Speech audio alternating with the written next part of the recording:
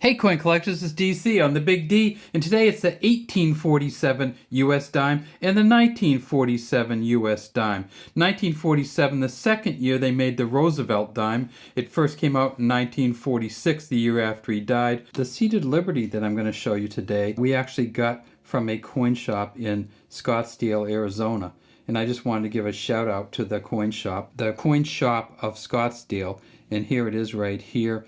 www.scottsdalecoinshop.com. We went in there to buy these and we were treated very well by Brandon and Brian. We just want to thank them for selling us this seated Liberty coin. So that's what this one over here is called. It's called the seated Liberty dime, and if we magnify it, you'll see that it says Liberty on this shield that seated Liberty is holding.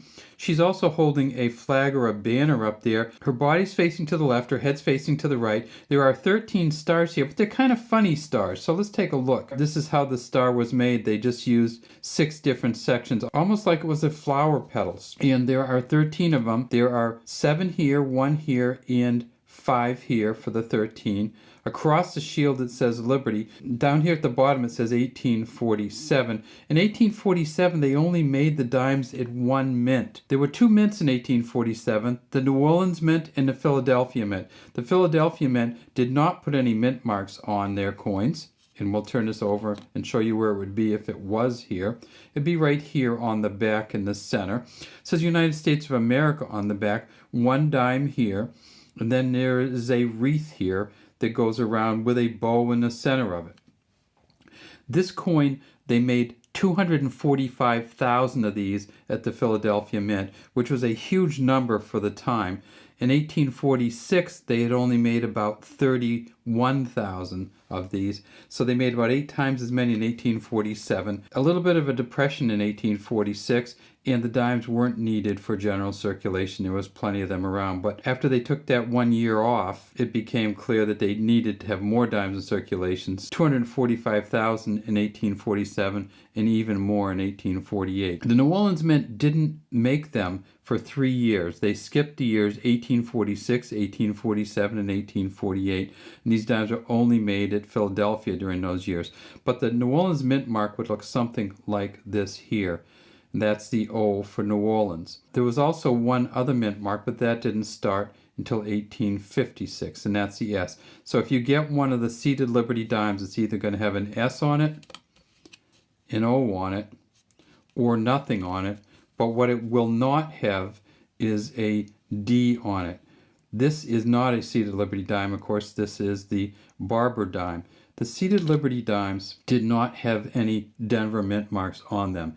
The Barber dimes were the first to have the Denver mint marks on them, and they started with those in 1906. After they stopped making the seated Liberty dime in 1891, they started making these Barber dimes. And they made the Barber dimes until 1916 when they came out with the Mercury dimes, and here's a Mercury dime here. They made the Mercury dimes from 1916 until 1945, and then in 1946 they came out with the Roosevelt dimes, and so this was the second year of the Roosevelt dimes. The seated Liberty dime actually weighs more in terms of silver than the Roosevelt dime. The seated Liberty dime in 1847 weighed 2.67 grams. The Roosevelt dime weighs about 2.5 grams. That means this Roosevelt dime has $1.71 in silver bullion at today's rates, and this seated Liberty dime has about $1.83 in silver bullion at today's rate. What's the most expensive one that ever came out?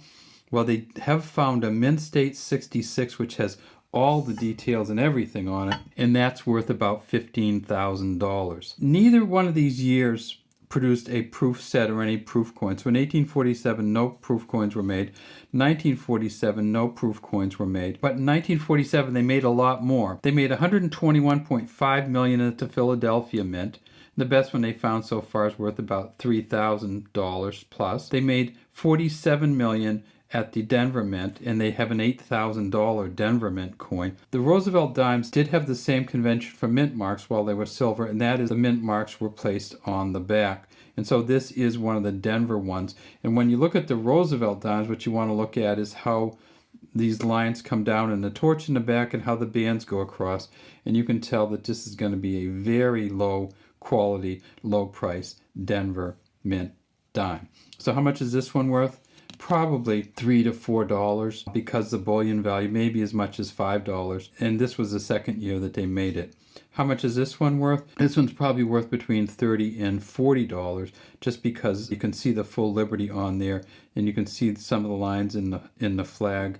And because even though they made 245,000 of these, that's not a lot compared to today's coins. All right, that's all we have today from Big D Coins. We'd love to have you subscribe to the Big D Coin channel and leave any comments you have in the comments section.